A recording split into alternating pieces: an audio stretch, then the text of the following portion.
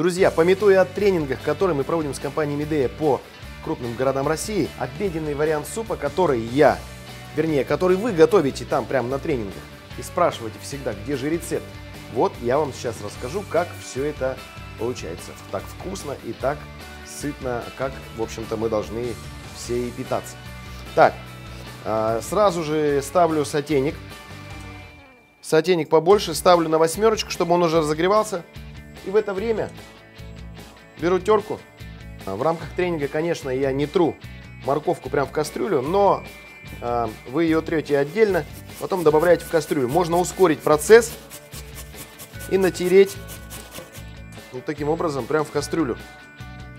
Уже идет процесс приготовления. Масло я добавлю чуть позже. Морковка у нас уже жарится. Не забываем про небольшое количество растительного масла. Следим, чтобы у нас ничего не подгорало. Можно немножко убавить огонь. Что мне нравится у Медеи, слайдер работает точно. Нажимаешь, все, сразу уменьшилась температура. Теперь лук. Быстро режем вначале вдоль, затем поперек, помельче. Сразу же отправляем все это к морковке. Так, лук у нас в сотейнике. Все это мешаем, обжариваем. Капуста.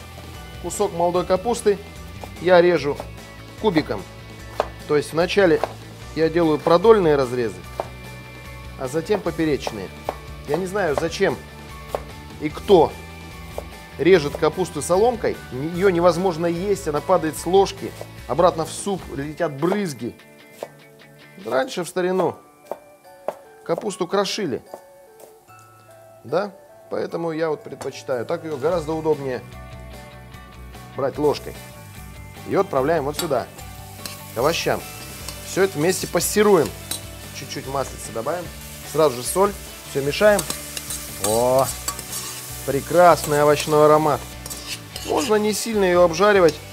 Тут все зависит от того, насколько проворно вы делаете все предписания. Так, смотрите, что у меня здесь. Я отварил куриный бульон, процедил его, он у меня вот здесь в кастрюле, а здесь остались бедра, голени. Значит, мы берем курицу и мясо снимаем с кости и отправляем к овощам. Пока овощи у нас на низкой температуре слегка обжариваются.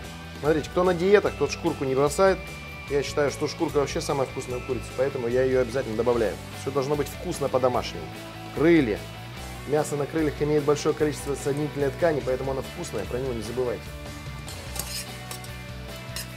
Теперь добавляем перец. Перец по вкусу, соль по вкусу. Так, все перемешиваем, и у нас овощи уже почти готовы.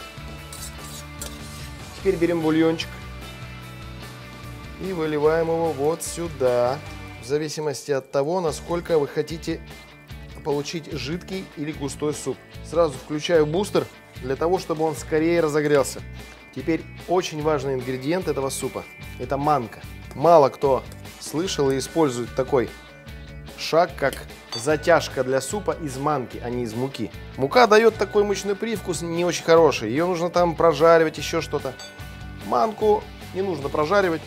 Просто как только закипел бульон, венчиком также мешаем, по чуть-чуть сыпем. Ну вот на мой объем сколько здесь? Около 3 литров. Значит, 2,5 ложки манки приблизительно я всыпаю. Помешивая, чтобы она заваривалась. О, главное, не превратите в манную кашу ваш суп. Манка служит всего лишь затяжкой для того, чтобы овощи не отделялись от бульона. И придает определенную густоту и насыщенность. И необыкновенную органолептическую такую структуру. Он становится плотным, таким настоящим, как все русские супы. Мы любим, русский человек любит, чтобы суп был густой, наваристый. Вот как раз манка и дает вот эту густоту и наваристость. Осталось всего лишь суп сдобрить зеленью. Потому что манка заваривается там 2-3 минуты. Не нужно долго его кипятить. Пока она заваривается, за это время рубим любую зелень, какая есть у вас в холодильнике. Ну и непременно нужно добавить туда маленький зубчик чеснока, тоже порубив его. Маленький зубчик чеснока раздавили, быстро его нарезали. И теперь отправляем все в кастрюлю. Чеснок, зелень. Желающие могут добавить чили-перчик для остроты. О, какой божественный аромат! Какой божественный аромат! Выключаю плиту, нам варить уже это не надо. Температуры супа достаточно, чтобы обработать чеснок, и все. Да? Блин, это вообще что-то вкуснее, сам даже ни разу не готовил. Теперь осталось взять самую глубокую, самую большую тарелку и налить этот прекрасный, наваристый, мощный, такой русский суп. Главное — мясо. Итак, дорогие наши коллеги и друзья, и гости, и те, кто смотрит мой канал, теперь вы знаете, как готовится этот прекрасный суп. Кто-то из вас его уже пробовал на наших тренингах, а кому-то еще предстоит попробовать. Медея, почувствуй себя дома.